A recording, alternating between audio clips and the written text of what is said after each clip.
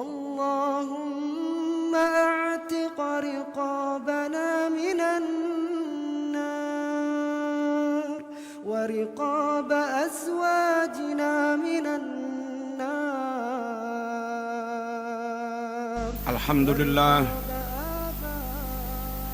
الحمد لله نحمده ونستعينه ونستهديه ونستغفره ونعوذ به من شرور أنفسنا وسيئات أعمالنا من يهد الله فلا مضل له ومن يضلل فلا هادي له أشهد أن لا إله إلا الله وحده لا شريك له وأشهد أن محمدا عبده ورسوله لا نبي بعده اللهم صل وسلم وبارك على سيدنا ومولانا محمد وعلى آله وصحبه أجمعين.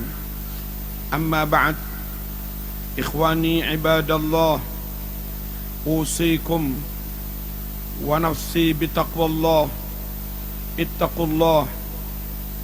اتقوا الله حق تقاته ولا تموتن إلا وأنتم مسلمون. Kaum muslimin rahmakumullah, masih dalam rangkaian peringatan bulan Maulid, bulan lahirnya Nabi Muhammad SAW. Mari kita teguhkan kembali bahwa kita benar-benar berkomitmen memegangi Al-Quran dan Sunnah. Itu harus, karena memang itu kunci keselamatan kita. Syahadatain, syahadatu tauhid, asyhadu an la ilaha illallah, syahadatul rasul, wa asyhadu anna muhammadur rasulullah. Dua macam syahadat itu sekaligus mengandung makna dan implikasi bahwa kita berjanji kepada Allah untuk senantiasa memegangi Al-Quran, asyhadu an la ilaha illallah, dan memegangi sunnah Rasulullah SAW dengan meyakini kebenarannya, wa asyhadu anna Muhammadar Rasulullah. Selanjutnya Allah juga berfirman dalam Al-Quran, ya ayyuhalladzina amanu ati'ullah wa ati'ur rasul. Hai orang yang beriman, taatlah kamu kepada Allah, pegang Al-Quran. Taatlah kamu kepada Rasul, pegang sunnah. Rasulullah SAW bersabda, sejatinya mentaati Rasul sama saja dengan mentaati Allah Subhanahu wa ta'ala.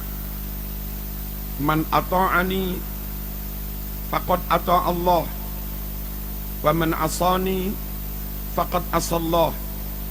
Siapa yang mentaati aku, sejatinya dia mentaati Allah Subhanahu wa ta'ala. Siapa yang menentang maksiat padaku, sejatinya dia juga maksiat pada Allah Subhanahu wa ta'ala. Kaum muslimin rahmakumullah, ketika Rasul menyebut al-ghuraba adalah orang-orang yang benar-benar beruntung, bejo, dunia sampai akhirat.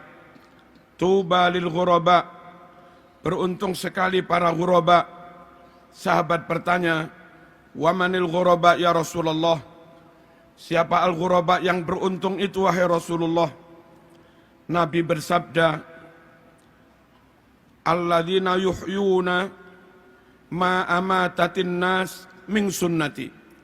Al-ghuraba adalah mereka yang berkomitmen menghidupkan sunnahku di saat orang-orang lain meninggalkannya. Kaum muslimin rahmakumullah, lebih lanjut Nabi juga mengatakan, taraktu fikum amrain lan tadillu ma in tamassaktum bihima, kitaballah wa sunnata rasulih. Aku tinggalkan untuk kalian semua dua pusaka. Jikalau kalian benar-benar pegangi dua pusaka itu, maka selamatlah kalian. Kalau tidak, maka celakalah kalian. Apa dua pusaka itu? Kitab Allah wa sunnata rasulih. Al-Quran dan Sunnah. Klaim ngaku-ngaku cinta Rasulullah SAW tanpa memegangi Sunnah adalah kebohongan. Klaim kosong. Nabi bersabda, "Man ahabbani falyastanna bi sunnati, wa man ahabbani dakhalal jannah." Siapa yang mencintai aku, maka dia harus senantiasa mengikuti sunnahku. Dan siapa yang mencintai aku dengan mengikuti sunnahku, maka dipastikan dia masuk surga. Kaum muslimin rahimakumullah, memegangi sunnah sangat penting. Mengamalkan sunnah sangat penting. Meyakini kebenaran sunnah sangat penting. Menjaga sunnah untuk ditambah, tidak ditambah-tambah. Menjaga sunnah untuk tidak dikurang-kurangi. Menjaga sunnah untuk tidak dirubah-rubah. Tentu sangat penting, karena kalau kita menambah-nambah, itu menjadi bid'ah. Kalau mengurang-urangi itu khianat. Kalau merubah-rubah itu khurafat. Dan tiga-tiganya menyebabkan kesesatan. Kullu muhdatsatin bid'ah, wa kullu bid'atin dhalalah, wa kullu dhalalatin finnar. Setiap yang dibuat-buat dulu nggak ada lalu diada-adakan, itu namanya bid'ah. Dan setiap yang bid'ah berarti sesat. Setiap yang sesat berarti ancamannya masuk neraka. Kaum muslimin rahmakumullah, bagaimana menjaga sunnah supaya tetap utuh, ditambah tidak, dikurangi tidak, dirubah-rubah makna dan pemahamannya juga tidak. Jangan ikut golongan-golongan yang menyimpang dari ahlus sunnah wal jamaah. Ada golongan yang hanya mencintai ahlul bait, yang hanya percaya kepada ahlul bait, yang hanya menerima hadis riwayat ahlul bait. Golongan seperti ini, kalaupun di Sahih Bukhari ada ratusan bahkan ribuan hadis sahih. Kalau di Sahih Muslim ada ratusan bahkan ribuan hadis sahih. Namun hadis itu riwayat dari sanad sahabat, maka mereka pun menolaknya.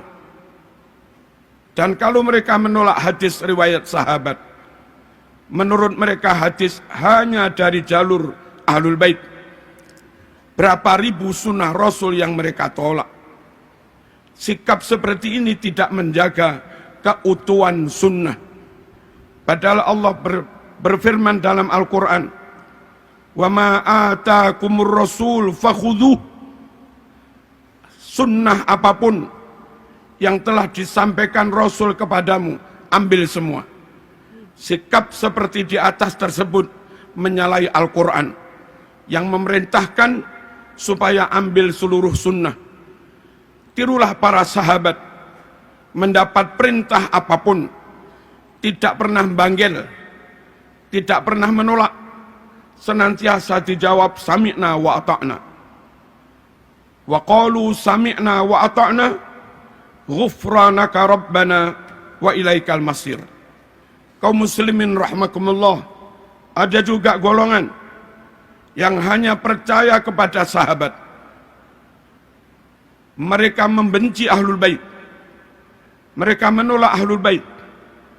Mereka menolak hadis sahih sekalipun kalau itu riwayat ahlul bait. Lagi-lagi golongan seperti ini juga tidak menjaga keutuhan sunnah dengan menolak riwayat-riwayat ahlul bait. Berapa persen sunnah Rasulullah SAW yang hilang? Ada juga golongan yang punya prinsip, kalau enggak masuk akal enggak kami terima. Akhirnya hadis Bukhari, Muslim yang bercerita tentang Mi'raj Rasulullah SAW, mereka tolak dengan alasan enggak masuk akal.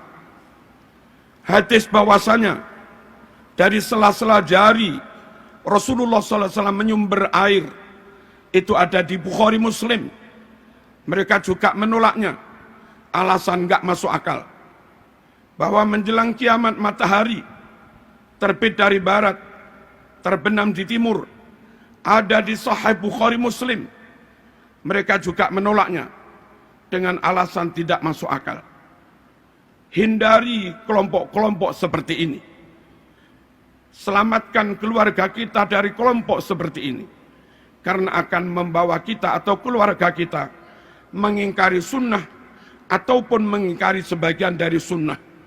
Padahal amanat dari Al-Quran, fakhuduh, ambil semua yang disampaikan Rasulullah SAW. Kaum muslimin rahimakumullah, ada juga golongan yang tidak selektif. Hadis-hadis sangat lemah pun dipegangi. Hadis mungqati' dipegangi. Hadis muttarib dipegangi. Bahkan hadis hampir maudhu' mereka pegangi. Dan sering mereka sampaikan kepada umat. Sungguh kelompok seperti ini tidak menjaga kemurnian sunnah. Dan kasihan umat. Umat terlanjur percaya pada mereka. Kadung dilakon, diamalni sebegitu rupa. Ternyata bukan ajaran Rasulullah SAW. Ternyata bukan perintah Rasulullah SAW. Sementara yang dijanjikan ada pahala. Sunnah menurut syarak adalah amalan yang didasarkan pada perintah dan tuntunan Rasulullah SAW. Sahih Muslim menyebutkan, man amila amalan laisa alaihi amruna fahuwa raddun. Siapa yang melakukan amalan tidak didasarkan perintah kami, enggak ada tuntunan yang sahih, maka amal itu ditolak. Jamaah, hindari pula kelompok-kelompok yang tidak teliti, tidak selektif, tidak melakukan jarh wa ta'dil, tidak melakukan verifikasi secara ketat terhadap berbagai riwayat, akhirnya terjebak kepada hal-hal yang khurafat yang didasarkan pada riwayat yang maudhu' atau riwayat yang sangat lemah. Ada beberapa contoh. Jumat terakhir di bulan Ramadan ba'da Isya, orang pada sholat 12 rakaat dengan dinamakan sholat raghaib. Katanya bisa menggantikan barangkali ada sholat fardu yang ditinggalkan. Itu hadisnya maudhu', palsu. Ada juga orang yang sholat di malam nisfu Sa'ban. Hadisnya amat sangat lemah. Sholat-sholat sunat. Ada juga yang sholat di hari Jum'ah minggu pertama bulan Rajab dengan maksud menebus dosa setahun. Hadisnya juga amat sangat lemah. Masih banyak ustadz-ustadz ketika maulid berdalil, man azzama maulidi kuntu lahu syafi'an yaumal qiyamah. Hadis itu hampir enggak disebut dalam berbagai kitab sunnah. Kalaupun ada riwayatnya sangat lemah. Mohon kaum muslimin rahimakumullah menyampaikan apapun hati-hati. Mari kita jaga sunnah. Jangan ditambah-tambah. Jangan dikurang-kurang. Jangan dirubah-rubah. Yang tidak sahih, jangan dicampur dengan yang sahih. Kasihan umat.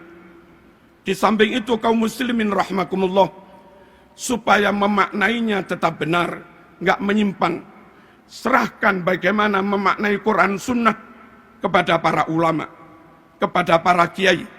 Mereka lah yang mewarisi ilmu dari guru, dari gurunya. Dan mereka lah yang ngaji langsung dengan kitab Bukhari Muslim asli. Bukan hanya itu, mereka juga membekali diri, melengkapi diri dengan ilmu alat. Mereka alim nahwu, mereka alim sorof, mereka alim balaghah, mereka alim mantik, mereka alim usul fikih, mereka mengerti mustalah hadis, mereka mengerti ulumil Quran, mereka mengerti gharaibul alfaz dan yang lain-lain. Yang mana ilmu-ilmu itu sangat penting untuk memastikan kebenaran pemaknaan Quran, pemahamannya, istimbatnya, ataupun penafsirannya. Yang tidak menguasai ilmu-ilmu alat, mohon jangan berani-berani menyentuh, berani menafsirkan Quran. Mungkin lafadznya masih asli, lafadz hadisnya masih asli, tapi ketika orang yang enggak melengkapi diri dengan ilmu alat dan enggak berguru, lalu menafsiri, Lafadznya asli, namun maknanya menyimpang dari ajaran Rasulullah sallallahu alaihi wasallam, dan itu juga khurafat. Dan bagi orang awam kita yang awam ini, kaum muslimin, hati-hati memilih guru, hati-hati memondokkan anak, hati-hati memilih lembaga untuk anak-anak kita. Sekiranya terindikasi non ahlus sunnah wal jamaah, atau ngaku-ngaku ahlus sunnah tapi tidak benar-benar alim, mohon dihindari supaya anak-anak kita tidak mendapatkan riwayat yang salah, tidak mendapatkan ajaran yang salah, tidak mendapatkan ajaran yang ditambah-tambah. Penutup, Nabi berdoa, Allahumma arham khulafai, ya Allah rahmatilah para generasi penerusku. Sahabat bertanya, wa man khulafauka ya Rasulullah, siapa generasi penerusmu hai Rasulullah? Nabi bersabda, alladzina yarwuna ahadisi, yaitu mereka-mereka yang menyebarkan, menyampaikan sunnah-sunnahku. Semoga sekelumit khutbah ini membuat kita semakin komitmen memegang Al-Quran dan sunnah, dan itulah kunci keselamatan kita, juga keluarga kita. Ya ayyuhalladzina amanu qu anfusakum wa ahlikum naro. Hai orang-orang yang beriman, jaga dirimu, keluargamu, jangan sampai mereka masuk neraka. Bismillahirrahmanirrahim. Wal asri innal insana lafi khusr illa alladzina amanu wa amilus solihat wa tawasaw bil haqq wa tawasaw bis sabr.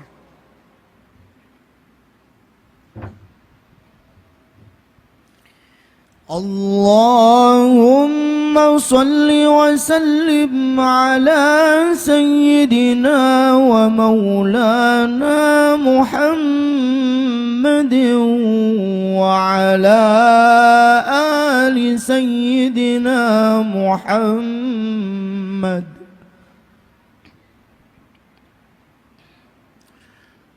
Alhamdulillah, alhamdulillahi haqqa hamdih, wassalatu wassalamu ala sayyidina Muhammad, la nabiyya wa la rasula min ba'dih, wa ala alihi wa sahbihi wa jundih. Amma ba'd, ibadallah, ittaqullaha haqqa tuqatih, wa la tamutunna illa wa antum muslimun. Wa'lamu anna Allah ta'ala amarakum bi amrin bada'a fihi binafsih, faqala azza min qail, inna Allah wa malaikatahu yusalluna 'alan nabiy, ya ayyuhalladzina amanu sallu 'alaihi wa sallimu taslima. Allahumma salli wa sallim wa barik ala sayyidina Muhammad wa ala alihi wa sahbihi ajma'in. Allahumma ighfir lil muslimina wal muslimat wal mu'minina wal mu'minat al ahya'i minhum wal amwat. Allahumma ansuril islam wal muslimin. Allahumma a'izzal islam wal muslimin wa a'li kalimataka ila yaumiddin wa ahlikil kufra wal kafarata wal musyrikin. Allahumma dfa' anna al-ghala wal waba wal fahsya wal munkar was suyuf was syada'id wa su'al fitan ma zahara minha wa ma batan min baladina Indonesia hadha khassah wa min buldanil muslimina ammah, innaka la tukhliful mi'ad waj'al baldatana Indonesia hadhihi wa sa'ira biladil muslimin baldatan tayyibah aminah rakhiyah tajri fiha ahkamuk wa sunnatu rasulika sallallahu alaihi wasallam. Rabbana atina fid dunya hasanah wa fil akhirati hasanah wa qina adzaban nar.